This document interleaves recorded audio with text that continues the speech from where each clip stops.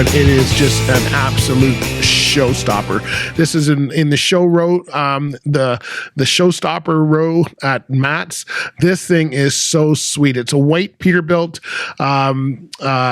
white Peterbilt with straight tips, beautiful stainless box, tanks, and big Texas bumper.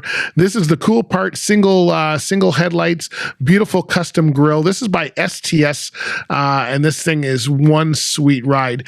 But the not only is it a flat top, but the best part about it, which I think is just super sweet here, is the fact that it is it's got a blue and white paint scheme with full fenders.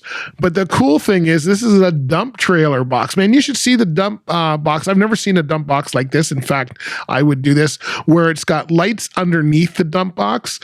This thing is pretty cool. The whole dump box is total stainless.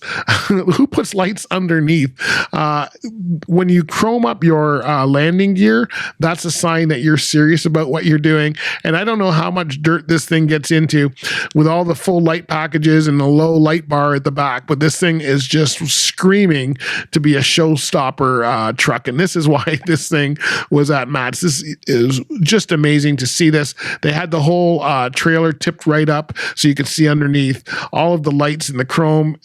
STS Transit, you guys knocked it out of the park with this one. So if you're listening to this on the podcast and you have not seen it, you need to go and check out the video on this. This is beyond showstopper here. This is just outside crazy.